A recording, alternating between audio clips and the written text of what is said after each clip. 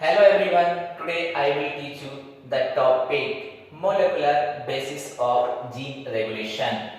Molecular basis of gene regulation. Gene regulation.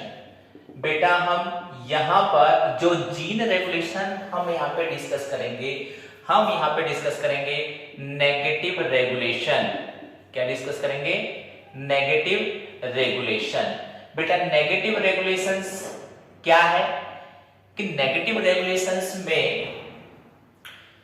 एक repressor proteins होती हैं और वो रिप्रेसर प्रोटीन्स ऑपरेटर रीजन से जाकर के बाइंड हो जाती हैं। जैसे बेटा रिप्रेसर प्रोटीन्स ऑपरेटर रीजन से बाइंड होती हैं तो ऑपरेटर रीजन पर जो आरएनए पॉलीमरेज आता है वो आरएनए पॉलीमरेज की एक्टिविटी ब्लॉक हो जाती है, जिससे क्या होगा? स्ट्रक्चरल जीन्स का ट्रांसक्रिप्शन रुक जाता है। तो उसको हम क्या नाम देंगे? एक नेगेटिव रेगुलेशंस नाम देते हैं।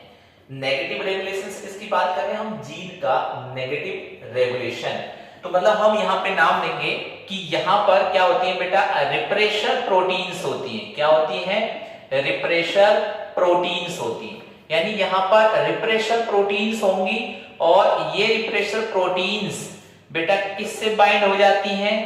Bind to the operator, bind to the operator region. Operator region बेटा ये किसका होगा? एक डीएनए मॉलिक्यूल्स में एक ऑपरेटर रीजन प्रेजेंट होगा, उस ऑपरेटर रीजन से रिप्रेसर प्रोटीन्स आकर के बाइंड हो जाती हैं, जिससे क्या होगा बेटा? आरएनए पॉलीमरेज जो एंजाइम होता है, आरएनए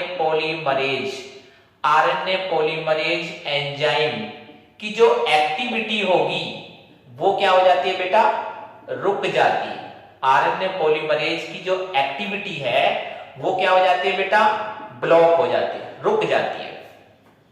तो जब आरएनए पॉलीमरेज की एक्टिविटी रुक जाती है तो इससे क्या होगा? जो स्ट्रक्चरल जीन्स होती हैं वो ट्रांसक्राइब नहीं होती, उनका ट्रांसक्रिप्शन यहां पर देखने को नहीं मिलता। तो हम क्या नाम देंगे कि जब आरएनए पॉलीमरेज एंजाइम्स की एक्टिविटी यहां पे ब्लॉक हो गई तो स्ट्रक्चरल जीन्स का ट्रांसक्रिप्शन नहीं हुआ, और जब ट्रांसक्रिप्शन नहीं होगा तो ट्रांसलेशन भी नहीं होगा। ट्रांसक्रिप्शन नहीं हुआ तो ट्रांसलेशन भी नहीं होगा। इससे बेटा क्या हुआ कि जो स्ट्रक्चरल जीन्स हैं, इन स्ट्रक्चरल जीन्स का एक्सप्रेशन डिक्रीज होने लगता है। क्या होता है बेटा? इन स्ट्रक्चरल जीन्स का एक्सप्रेशन डिक्रीज होने लगता है। जब इन जीन्स का एक्सप्रेशन डिक्रीज होगा तब उसको हम क्या नाम देंगे? Negative regulation. क्या नाम देंगे? Negative regulation. तो जो नेगेटिव रेगुलेशंस है ये कैसा होता है? नेगेटिव रेगुलेशन टर्न ऑफ होता है। कैसा होता है बेटा? Turn off. ये टर्न ऑफ होता है। क्यों होता है बेटा टर्न ऑफ? क्योंकि यहां पर रिप्रेसर प्रोटीन्स प्रेजेंट होती हैं और रिप्रेसर प्रोटीन्स ऑपरेटर रीजन से बाइंड होती हैं।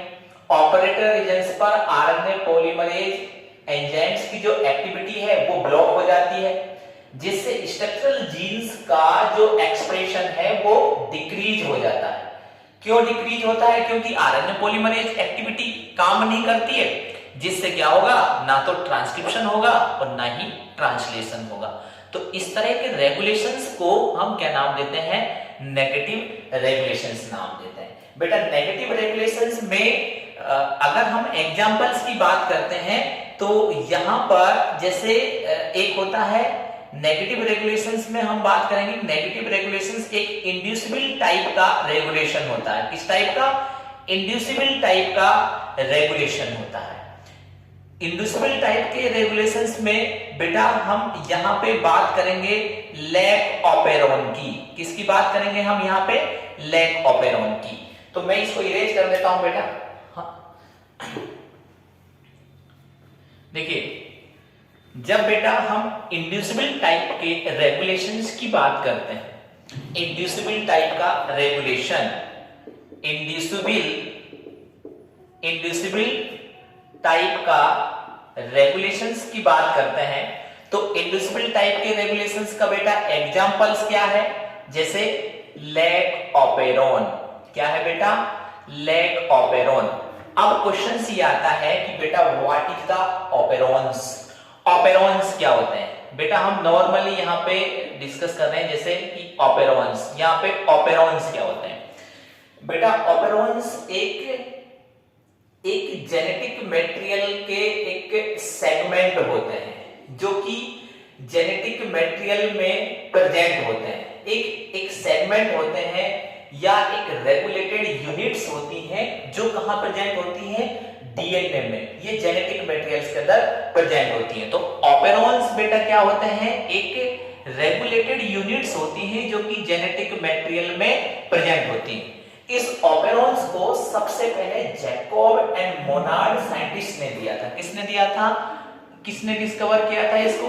डिस्कवर्ड बाय द या explain by the Jacob and Monod ने एक्सप्लेन किया था। बेटा इसने ये बताया कि एक जेनेटिक मटेरियल है, जैसे मान लीजिए बेटा ये एक जेनेटिक मटेरियल है, इस जेनेटिक मटेरियल के अंदर रेगुलेटेड यूनिट्स होती हैं। क्या होती हैं? रेगुलेटेड यूनिट्स होती हैं।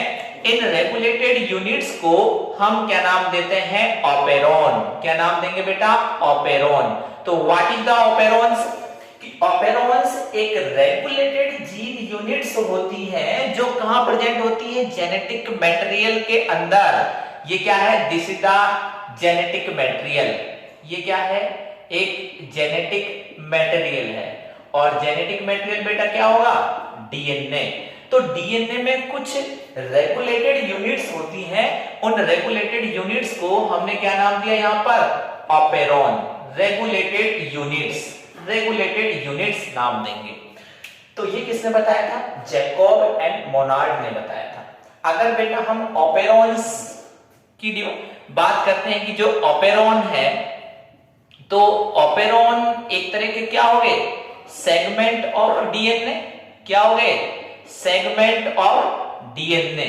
यानी डीएनए का कोई एक स्पेसिफिक सेगमेंट, डीएनए का कोई एक स्पेसिफिक सेगमेंट, और इस सेगमेंट के अंदर एक जीन रेगुलेटेड यूनिट्स होती हैं। क्या होती हैं? जीन रेगुलेटेड यूनिट्स होती हैं। तो उनको हम क्या नाम देंगे? ऑपेरॉन्स नाम देंगे। तो ऑपेरॉन क्या है बेटा? सेगमेंट। हम बोल सकते हैं बेटा स्पेसिफिक सेगमेंट ऑफ डीएनए। ये specific segment act functions as the, किस तरह से फंक्शंस करती हैं? एक रेगुलेटेड यूनिट्स के फॉर्म में फंक्शंस करती हैं। तो हम कह सकते हैं कि बेटा specific segment of DNA functions as regulated units या जीन रेगुलेटेड यूनिट्स की तरह काम करती है। बेटा ये जीन रेगुलेटेड यूनिट्स ये टर्न ऑफ भी हो सकती हैं, ये टर्न ऑन भी हो सकती हैं। अगर हम इन जीन रेगुलेटेड यूनिट्स की बात करते हैं तो ये जीन रेगुलेटेड यूनिट्स नॉर्मली कैसी होती है बेटा? नॉर्मली ये टर्न ऑफ होती हैं, नॉर्मली टर्न ऑफ होती हैं। बट बेटा ये इनको हम कैन बी टर्न ऑन, हम इनको कैन बी टर्न ऑन भी कर सकते हैं। नॉर्मली तो कैसी होती है बेटा? ये टर्न ऑफ होती है, लेकिन इनको हम टर्न ऑन भी कर सकते हैं। तो आप देखिए मैंने आपसे कहा कि ऑपेरॉन है। ऑपेरॉन एक जेनेटिक मटेरियल का एक स्पेसिफिक सेगमेंट होता है। ये स्पेसिफिक सेगमेंट एक जीन रेगुलेटेड यूनिट्स का बना होता है।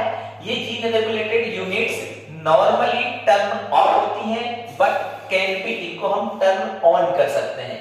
अगर हम एक ऑपेरॉन्स की बात करते हैं, मतलब एक ऑपेरॉन्स की बात कर रहे हो, एक स्पेसिफिक सेगमेंट ऑफ डीएनए की बात कर रहे हो, तो यहां पर एक operon consist of control gene plus structural genes, plus structural genes, यानी एक ऑपेरॉन के अंदर कंट्रोल जीन और स्ट्रक्चरल जीन्स, टू टाइप की जीन्स प्रेजेंट होती हैं। अगर हम कंट्रोल जीन्स की बात करते हैं तो कंट्रोल जीन्स में बेटा आई जीन होती है, आई जीन, यहां पर प्रमोटर रीजन होता है, प्रमोटर, यहां पर प्रमोटर रीजन होगा और यहां पर क्या होगा, ऑपरेटर रीजन। यानी कंट्रोल जीन भी कंसिस्ट ऑफ 3 पार्ट। जैसे एक होता है आई जीन वाला पार्ट, एक होगा प्रमोटर रीजन, एक होगा ऑपरेटर रीजन या जीन। जो स्ट्रक्चरल जीन्स होती है बेटा ये भी 3 टाइप की हो सकती हैं। जैसे स्ट्रक्चरल जीन्स होती है, एक है वाई जीन, एक है जेड जीन। जैसे स्टार्टिंग में हम सबसे पहले लिखते हैं, एक है जेड जीन, एक है वाई जीन और एक है A gene. Z gene, Y gene और ए जीन, यानी structural genes consist of 3 genes. जो स्ट्रक्चरल जीन्स होती है वो कितने टाइप की है, 3 टाइप की, जेड जीन, वाई जीन और ए जीन।